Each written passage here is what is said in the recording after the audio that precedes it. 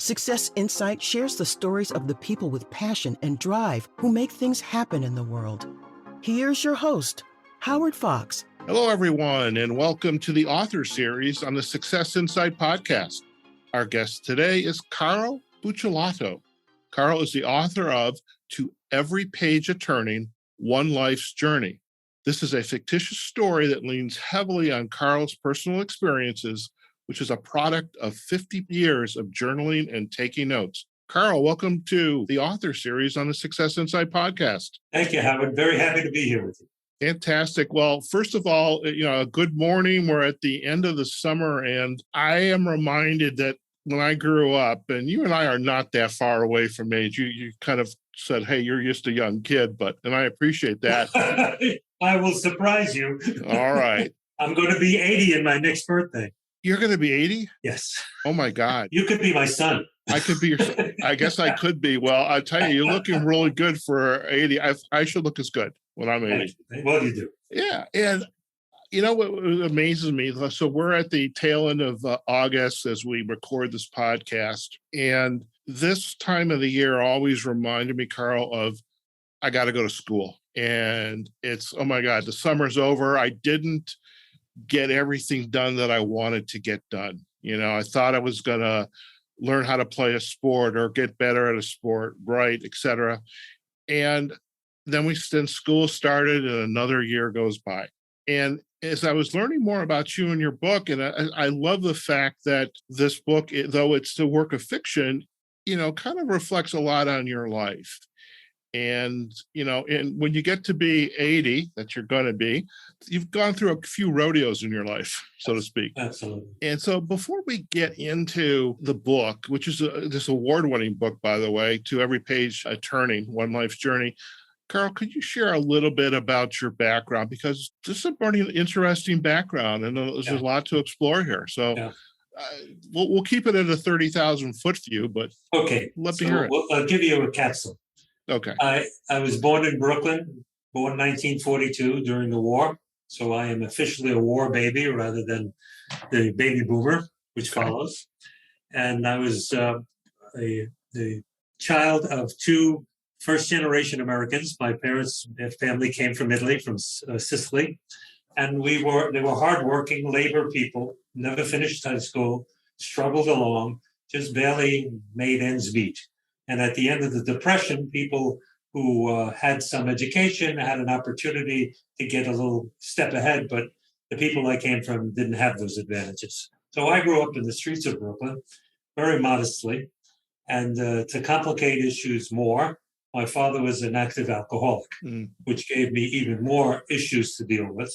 Being the firstborn in the family, that left a lot of responsibilities for me. It also left me uncounseled and unguided on the streets. So I got involved with a lot of people that I probably shouldn't have, but they were there. And it became part of a life thing, And so in order to survive on the streets of Brooklyn in the 1950s, you had to be a pretty rough guy. You had to be able to take care of yourself. You were never able to back down, because if you got a reputation that you back down, you were gone. That's it. You were through. Right. So I was a very angry young man. I had aspirations when I went to school. I never failed a test in my life. Never got less than an A in my life, ever, in anything. On top of that, I was dyslexic, and I was an angry young kid, and I wanted to be an artist. And I tried out for various art schools, and they approved it. But my father disagreed. He said, you can't make a living doing those things. Guys like us, we just get by, And if you get married and you have a kid, it's just another plate of macaroni. To me, that statement was so degrading, because in those days, you'd buy a pound of macaroni for 16 cents. Right. So another pound of, equating a person to a pound of macaroni was terrible. So I was very angry, and I learned how to box. I was a fairly good boxer. As a matter of fact, in the second attempt that I tried, I won the regional light heavyweight championship for the Golden Gloves at the 185-pound weight. And that got the attention of a lot more of those people on the street. And so a lot of my friends were involved in the kind of things that my grandfather counseled me, don't do this, don't be with those people. And in order to get out and to get an education, the military was there. Enter the military. After a number of years of training and experience in the jungles of Southeast Vietnam, I survived with a number of scars, both emotionally and physically, and came home and was so detached from everything that was going on at home.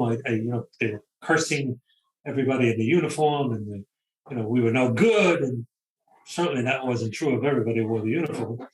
But I decided I was going to have a better life. And my life, at that point, I had my first child, my son Bob was born, and I determined that I was going to make a life for him and my then wife and myself, and there was going to be a better future. It was going to be like I saw on television, Father Knows Best, Carl, if I could stop you for 1 second, and because I mean, what you're laying out this tapestry of your life. I mean, there's definitely questions going as far back of growing up in Brooklyn, which I mean, there are movies about that, the old Bowery Boys, West Side Story, things like that. Yeah. And I can imagine how tough it might have been. And then, the growing up with a father who was an alcoholic, and even the statement he made to you, then you just kind of reflected back or mirrored it back that, a box of macaroni is 15 cents. Yeah. We don't realize just how much, one sentence said to us in our early life can affect us for the rest of it. And Absolutely. What I do love as you started to, move on and as you got back from Vietnam, you made this decision, and I'm really curious I want a better life for my wife, for my child. Was there an event? What was that epiphany that forced you to kind of take a stop, reflect, and say, I want something better? Had this been building, or was there some epiphany? Well, I believe we all have a different drum inside of us. And I know that I've had a different drum all my life. I've been different than the people on the streets of Brooklyn, different than my family. I easily assimilated into environments that I wanted to become part of. So I changed how I looked, I changed how I talked, and how I spoke. And when I finally had this child, this baby in my hands, and I related to what am I going to make his life in the future? How am I going to let him know every day of his life that I love him? And that, then to me, discipline and growing and finding opportunities to get away from all of that. And at the same time, I will say that, I joined a group called ACOA, Adult Alcoholics, Children of Alcoholics, and I spent many years in those rooms. And it's a 12-step program, and you get involved just like Al-Anon and Alcoholics Anonymous. But this is for the children of the alcohol, not the alcoholic. And they were very, very difficult things to deal with that I would never share with anyone. I mean, some of the things I talked about in those rooms, I never spoke to my wife about. Would never reveal them, being sitting there was the whole omerta thing that you stay silent anyway, but I just wouldn't reveal those things. Sure. And so those rooms were very, very helpful for me.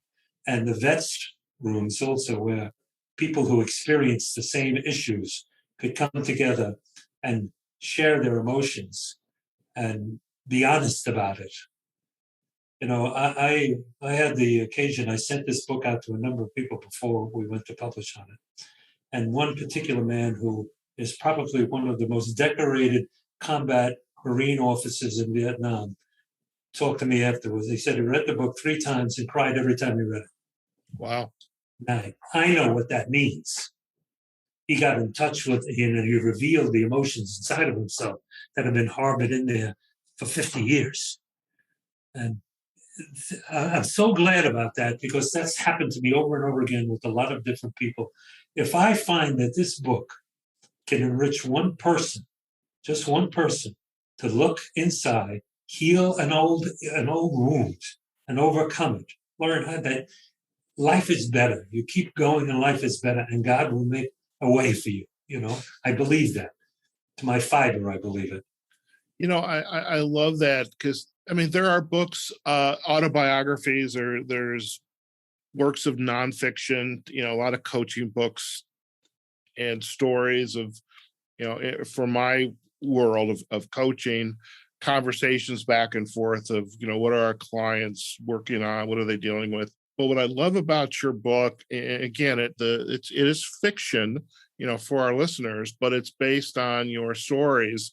We're going to get deeper into this, but I love that what you shared. If only one person can, gain some insight from it and change their life as a result of reading some portion of it, I think that's wonderful, because that's the best we can, when we leave this earth and we look back and we reflect, how did I do? Whose life did I make an impact on? It's not a matter of what did I achieve, No, because we could easily do that, but who cares? Whose life did I have an impact on? That's so much more powerful. exactly. Every penny of profit that comes from this book is going to charity. Anyway, okay. I'm not looking for any accolades. I'm really looking to impact somebody. And you've said a number of times that it's a work of fiction, and it follows very closely my life. But it's not really my life. It's the life of a generation of more people like me who lived through all these things, ups and downs, who may have had the same experiences, maybe not exactly the same, but they've lived through these issues. Sure. They know what it's about.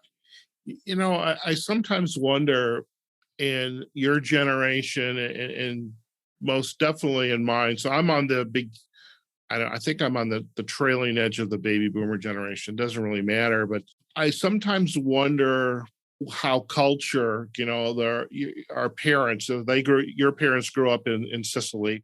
My parents, their parents were from Germany, Russia. And it seems like sometimes growing up, they just did to survive. Right. That's what they did. And when they had kids, it wasn't, I want to have a better life for Johnny and Susie. They were just an extension of just survival. Yeah. And so many of them growing up really were perhaps not prepared to be parents. They were children having children. Yeah. I don't want to give the impression that I'm speaking negatively about my father, because I know my father was a hardworking, simple man. He just didn't have anything else to give. It's not like he withheld anything from me. He wasn't prepared for anything more than that. Right. Did the best he could. Yeah. And something I love that statement, because I can look back at my own parents and it was exactly like that. Yeah. Exactly like that. So as as we circle back to your last part of this journey, you got married, you had your boy, you basically said, as you're holding him, I need something better for him. Right. So how did the work and the preparation, the note taking, the journaling? Because I'm assuming you were always taking notes. Every day I would make notes about experiences and feelings I had during the day, because they opened up my prayer time.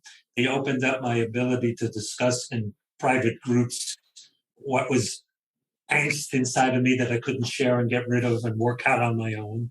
So those journals, and the reason so much of the book seems so poignant and real, is because they were written usually the day it happened. I could not put that emotion into the experience of meeting the dead nurse's sister on the street today, because I'm too far removed from it. But the day that it happened, all those emotions were so real to me. I could write them out there, and they were very, very valuable to me. And I encourage anyone to journal, because it is such a wonderful tool. It's an important modality within the coaching profession with our clients, is, either at the beginning of the day, look at what you want to accomplish. How did I do? How do I feel? Or at the end of the day. And I love that. Is, when did this idea of the book kind of raise into your consciousness? Like, I want to write the book. Or actually, even before that, as I understand, you went back into storage somewhere or up in the attic Talk about that. Well, it was in the garage. It was in my wife and I were sitting out on our patio as we do every morning, having our coffee, sharing our morning devotion, chatting about what we're going to do in the day. And I wrote about it in the first part of the book. And she said, "Well, what are you going to do? What's your honey-do list today?" I said, "I got to clean out the storage bins in the garage to make room for new IRS documents to save for the next 7 years. So you got to rotate and get rid of the junk." And then while I was doing that, I found this folder that rather than 7 years had been coming with me for 20 years, place to place to place. And I took it out and I started reading it and remembered everything that was in it because those parts of the writing had been over from 1996, really. And I started reading a little bit to my wife says, "What do you got there?" And I started reading things. She says, "That's really good stuff. Why don't you think about doing a book out of it?" I said, "Look at the sizes. It'll be an Encyclopedia Britannica. Look how much material." I love it. So she said, "Well, prune it down, make something readable." And it took about 6 months to prune it down and select which ones were in the regiment and the theme of what I wanted to reveal, and then put it together and then worked with an editor. And my wife was very encouraging all the way. She's a tremendously creative, talented woman. She's the one who created the cover. I have to share, Carl, you are my second guest in a row who is married to a very wise woman. I don't know how she is. She married me. she's a wonderful woman. Wonderful. I love it. And extremely talented. Extremely. Speaking of the cover, is that like Como? It looks like it, but no, it's not. The picture was created by my wife. It's actually a composite of me sitting on our patio with our bougainvillea. In the distance, you will see that mountain. That's actually Mount Vesuvius overlooking the Bay of Naples. And the reason she chose to do that was because Sorrento, Italy, is one of my favorite places in the world. Well, good for them. Okay. I've heard Sorrento is very, very beautiful. Actually, my grandparents, they lived on Sorrento in Detroit. So there's a connection there. I love it. So you started to gather up these notes and pieces of paper, and you spent some time kind of organizing it. What were the thoughts going through your mind as you're beginning to, read back really kind of your history? And what did you decide to keep in, to leave out? How did that process work for you? It was a difficult task because I had to decide to be very vulnerable. I had to be transparent. I knew that if I was going to write this book and make it available for others to see, I couldn't choose and pick the things that I wanted to make me look good or not to share the things that made me feel bad. It had to be honest. I had to show it all. And as I was reading through some of them and frankly, crying over rereading some of them, the death of my father, but the death of a very dear friend of mine that I knew most of my adult life, remembering the death of John Kennedy and what was happening in me at the time, and all of the emotion that I had raising the family and growing a business and failing at it and then growing another one, which anyone who tells you it's a straight line up is a liar. It never is. There's always problems and you have to recycle and reinvent yourself a number of times. So there were a lot of things that I had to select to use that were difficult. And frankly, a few of them I had to sit and think about and pray about and read them again before I came to the time that I said, okay, I'm going to include it in there. I know that when my brother read the book and he read the part about our father dying, he was taken aback by it. He didn't think I would put that in there, but I did. He was very gracious about it. There are things that you come across in life that if they move you greatly and you hope to move another person to think and to react to their own emotion, you have to be willing to trust and be vulnerable. And that's what I did. I love it.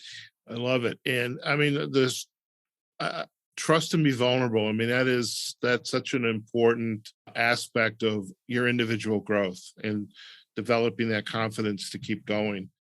So let's chat more about the actual work inside the book. So as the book opens, tell us about the main character, the protagonist in the book. The protagonist in the book, of course, is largely built on me. But it does have included in it aspects and characteristics of young people that I knew growing up in the streets of Brooklyn, and other men that I met along the way as I got older in school and, of course, in the military and later on in life. It is a composite of people, but largely it's about me. All of the events that are in the book actually happened. There are no fictitious events there. I took a little poetic license in some of them to make them a little bit more readable for a novel, but they all occurred. The people in the book have, well, all of those that are alive have seen the book. I have identified them. They know what their involvement is in the book, and they're very grateful for it, and they're all supportive.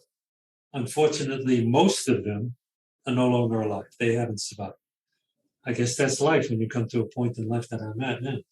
Well, you don't get to where you're at today and, nearly 80s without, and as you rightly said, life is not a straight line. That's right. It's a very circuitous journey. That's right. Both professionally and personally. Now, in organizing the book, I can imagine, this protagonist is sitting down and perhaps it discovers for himself these papers. Are you weaving back and forth between the present and the past, or how are you covering this history and sharing what went on in the past, yet still keeping the main character in the present and tapping into what he's feeling in the moment? Okay, if you'll notice, the main character progresses and ages throughout the whole book, and in different aspects of the book, he is reminded of the writing and he phases back to that time. What are some of the highlights in the book that really, again, so much history here, but what are some of the highlights that really stand out for this protagonist as he is essentially aging and working through what's going on in this book? Well, as far as business goes, of course, there's a progression of success. He becomes very successful. He's well educated. He is an individual who is quite good at business and very believable. So what happens is he builds large businesses. And the first business that I built, that I took public, started in what was a sub shop front store. And couple of years later, it was named by Inc. magazine as the 12th fastest growing independent business in the nation. And it grew to a point where we went public. And then 2 years later, we spun it off to a similar company in the UK. And at one point, I was the CEO of a conglomerate of 27 companies in three different continents. So, you can imagine what that means, thousands and thousands of employees. Sure. And so I really had the success that came along with it. Then I had some issues, physical issues. I say in the book that I had some spinal problems that were very debilitating, and I had to eliminate or remove myself from all of that because I was in chronic pain, and they were giving me all kinds of medication, Oxycontin and things that were no good at all. Not good at all. At one point, they gave me 27 neuroplasties into the spine, and they would last for 6 to 7 weeks at a time, supposed to last a year at a time. And at one point, they installed a morphine pump that I could self-control. Well, you can imagine no life can sustain on that. You become a vegetable. You can't really function. I couldn't run a business. I sold everything we had in order to save some of the holdings for the family. At a certain point, after a year or two of that, my then wife of 39 years decided she couldn't deal with being with an invalid any longer. And so there was a divorce. I don't really blame her. It wasn't her fault. She just couldn't deal with it. So that brought my life to a shattering closure for a period of time. And then I was introduced to someone who helped me get my health back and get off all the drugs and so forth. And I became functional. And once I became functional, I realized that I had lost a number of years and I was still vibrant and had a contribution to make. So I went in and started another business. And I met my current wife, and we've been married now almost 15 years. We started a new life together, and we built a new business. And then I went on the board of a fledgling company and helped it grow. After 21 years, it became an overnight success. It was what they call a unicorn. Oh boy. We started the business with $70,000, in a little room in California. And then 3 years ago, we sold it to a large venture capitalist for $3.7 billion. Oh my. Now, that wasn't all mine, of course. Only minor amount was mine because they were shareholders. Sure. But we grew a major company. And I have some comfort in the fact that I contributed to that success. And again, thousands of people's opportunity to aspire and become wealthy in America. You know, the first time I took my company public, I had 22 employees become millionaires. And that's remarkable, I think. Sure. Now, your character in the book then is going through this similar journey, the same ups and downs, Yes. the health issues, the business success, the failure, the success again, the changing of losing the spouse and meeting somebody new, somebody special, and so he's going through the same type of journey then. Right. Absolutely. It's parallel to me. But I also Sure. think it's parallel to a generation of people who probably went through very, very similar things. I know so many men who have gone through things like that, maybe slightly different in what they acquired in their business acumen, but modestly successful as Americans, and families fall apart and they have to rebuild it again and rebuild their life. Mm-hmm. And tenacity is that, I think you sent me a survey saying, what are your slogans and your quotes that you like to live by? Winston Churchill told the British people during the Blitzkrieg, he had a five-word secret for success, and if they followed it, we would surely prevail over the Germans. And the secret was never, never, never, never quit. I love it. And I believe that. I'm a tenacious person. I never quit. I love it. Well, I can actually see that can be equated to your background growing up in Brooklyn, because as you said, if you showed any type of weakness, you were done for. That's right. You were dust. I love it. Now, what have been, and you have mentioned earlier, one of the individuals who was a soldier had read the book, a very successful soldier, and had relayed back to the impact of the book on him. What are some of the other reflections that you have heard about from people who have been reading the book? I've heard from people who have never been in the military at all, and yet could find themselves in the book, not only in the issues of their life experiences and raising families and overcoming and getting educated and working hard for success, but in some of the issues that the military men had to deal with, feelings of embarrassment and shame that were left on them, feelings of unworthiness that they had opportunities that maybe others didn't have. And so many people that had those experiences and told me how beneficial it was to them to be able to confront those issues within themselves and accept the fact that they're okay. They didn't intentionally do anything to harm another human being. They just took what life brought them. And I think that's an important lesson to learn. All of us have windows that open up to us. Some of us take them, some of them don't. And if you take that window and you're granted a success at it, be thankful. Don't feel shy about it. Be thankful and use that opportunity to help someone else. I've had conversations with a couple of men who are pastors, who I thought might have difficulty with some of the language and the violence in the book. None at all. They absolutely understood what I was trying to say. They agreed with it. They encouraged other people in their congregation to read it, and I'm very grateful for that. What's most astounding to me, I never thought women would have the response that they have. But 201, every time they read it, they complimentary to it. They talk about how they laughed, they cried, how they connected with the individuals, both the men and the women in the book. There were a number of women in the book that they connected to. And there is a story in the book about a nurse who died very soon after arriving in Vietnam, and I never knew whether she was really killed or not until years later when I was walking in a St. Patrick's Day parade in New York, and I thought I saw her on Fifth Avenue. And it turns out it wasn't her, but it was a sister who looked exactly like her. Oh, wow. And the feeling of, confronting this woman in the street who you thought was dead, and then you find out it's not her, and yes, she did die, and the emotions were enormous, And women who read that story, 201, have said to me they were just so touched by it, and they didn't think men had that sensitivity. I don't know why. Men have sensitivity just like women.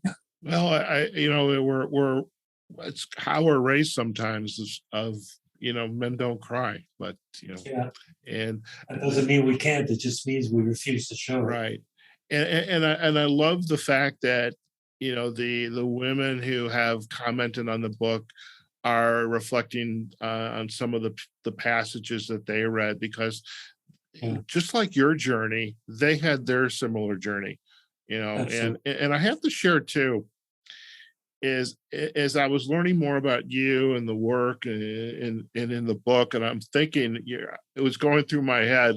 So there's a dialogue, by the way, Carl, going on in my head as you and I are talking. And I'm thinking about my life growing up, my dad, my mom, and what worked, what didn't work, what could be better, how I ended up here in Las Vegas. I mean, how whatever. But it's just like, I think it's a wonderful thing to kind of sit back and write about and just think, what was our journey? What are some of the lessons that we've learned? What can we then again give back to others and make their lives a better place? As you were working on the book, was this pretty much self-published? Did you work with a publisher? How was that part of the equation, the administrative side of producing this book? Okay, frankly, I didn't know anything about publishing a book. My grandson has published 4 or 5 books, but they're through Academia Press, and they're none of them books of this kind. They're really, histories of Florida and things of that kind. So he put me together with an editor who helped me work on the structure of the book somewhat and finesse it. And then I said, well, I'd like to go about getting it published. And she said, well, you'll submit it with queries to a bunch of publishers, and hopefully maybe next year somebody will pick it up. And I'm thinking to myself, next year, at my age, I may not be around next year.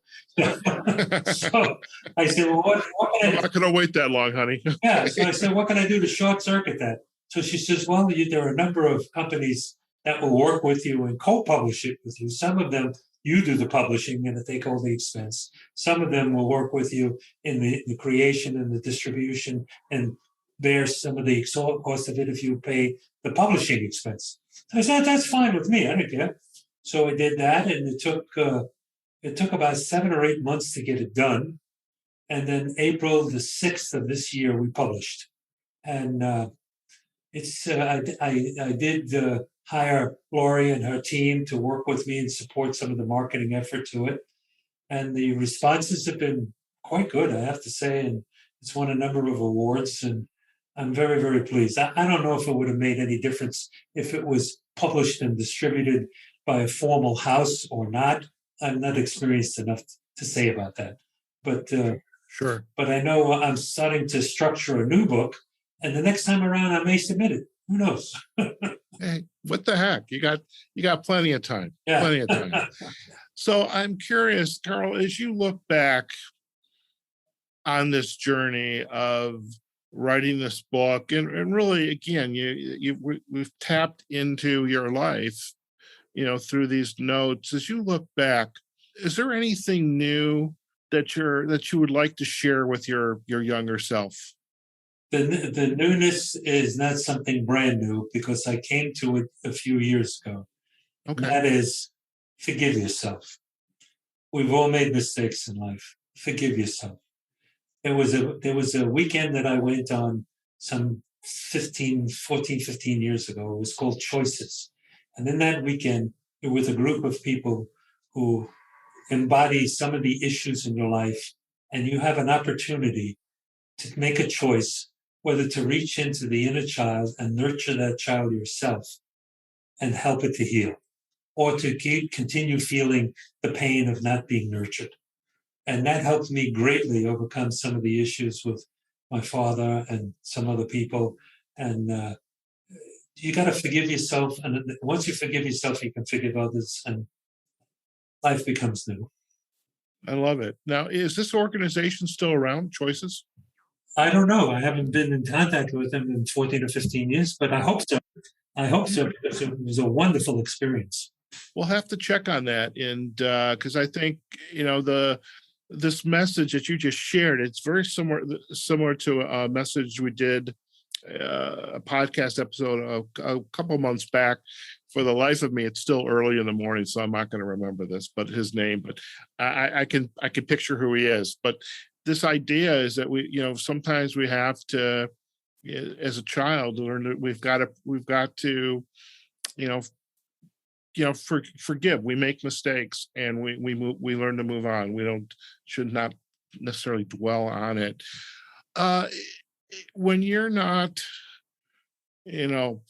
busy thinking about writing this next book. Now, you mentioned earlier you and your wife like to sit outside, enjoy the outdoors with a cup of coffee. By the way, I totally get that, because I get up every morning with my cup of coffee, watch the sunrise because I face east, and then I go back to bed. But because I got to see the sunrise, I need that. You're welcome in the morning. That's great.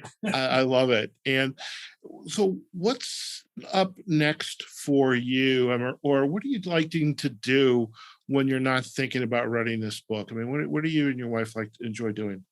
Well, my wife is a videographer and a designer, a creative designer, an artist, multimedia artist. She's nationally acclaimed. She's won a number of awards, and she's excellent. She's a great writer and a poet. And so we've begun to structure out probably a blog type thing where we would create a theme and we would videotape it in conversation, and she would have some creative backdrop going to it. And each week we would have a theme on a particular subject and invite people to come in once or twice during the week and do that kind of a blog and have it be instrumental, hopefully, in support issues. That's one. The second thing is we have a charitable trust that we founded when we took the last company public, and we're very active, involved in developing resources for emergencies and events around the world. So we've just put together a group for Haiti, and we are involved in a group for a number of soup kitchens here in Florida that don't get any financial support from the government. And so we're putting groups of people together to make that continue. Can you imagine there's a soup kitchen in Fort Lauderdale, Florida, run by a priest. They feed 500 people breakfast and 500 people dinner every day. Nobody supports them. The local community contributes food. And the police come to arrest him because of the COVID situation, and we're constantly bailing him out of jail because he won't close the kitchen. Oh my. What a hero. Yes. And what a hero. Definitely that. Now, Carl, if these organizations, the nonprofit, the soup kitchen, if there's websites or anything of the sort, I want you to let me know that so we can put that information into the show notes as well. Okay. Sure. Fantastic. And so I have a question. If our listeners would like to learn more about you and your work, does the book have its own website? Yes. It's called everypageattorney.com. Excellent. Well, we will definitely provide a backlink to the website. Now, I imagine you're a pretty savvy guy, so I know you're on social media. How are you on? What channels are you on? Well, on Facebook, I have a personal page and I have an author's page as well. Okay. And the author's page has a tremendous amount of detail, and I include in there other issues that I submit after discussion with other people. And we're on Instagram, of course. Okay. Fantastic. Well, we will definitely provide links back to the sites in our show notes. Carl, it's been an absolute pleasure to have you on the author series on the Success Insight podcast. Thank you, Howard. You are a joy to talk to. I appreciate you. Fantastic. Okay, folks, we have just been chatting with Carl Buccellato. He is the author of To Every Page of Turning, One Life's Journey. Now, again, while this is a fictitious book, it leans very heavily on Carl's personal experiences of 50 plus years of journaling and note-taking. And really, this is kind of a wonderful book. And as I am chatting with Carl, there's a dialogue going in the back of my head, and I'm thinking about my own life. But I think I need to go to my therapist for that. But in any case, I do want you to check out this book, and just a lot of great stories. And as Carl had shared early on, if he can provide some insight, through a passage, help you make a difference in your own life, or life with your friends, your family, that's what counts. It's not about what can I get out of it, but what impact can this have on other people? Now, To Every Page a Turning has also been getting a lot of acknowledgments. They are the winner of the 2021 Purple Dragonfly Book Awards for historical nonfiction. They've been recommended by the U.S. Review of Books, the Midwest Book Review, and is also a reader's favorite 5-star review. So do check them out. We'll provide the backlinks to the book on Amazon. We'll also, again, provide backlinks to the website, toeverypageofturning.com, as well as links to Carl's book page on Facebook and on Instagram. If you enjoyed today's episode on the author series on the Success Insight podcast, do let us know. You can find us on successinsightpodcast.com. The pages are on LinkedIn and on Facebook, as well as the website. You can find us on the major podcasting platforms: Amazon Music, Google Podcast, Apple Podcasts, all of the podcast players, Pandora, iHeartRadio, but especially Spotify, where we have our author series playlist. And so you can take this episode or any other episode and download it and just listen to it on the golf course while you're doing your walk, your run, or maybe like Carl or myself, while you're enjoying your morning coffee, looking at the sunrise. It's a great way to start your day. Folks, wherever you are, whatever you're doing, go out there, have a phenomenal day, and we will see you on a future episode of the Author Series and more episodes on the Success Insight podcast. Take care now. Success Insight is a production of Fox Coaching and First Story Strategies. Find us online, successinsightpodcast.com.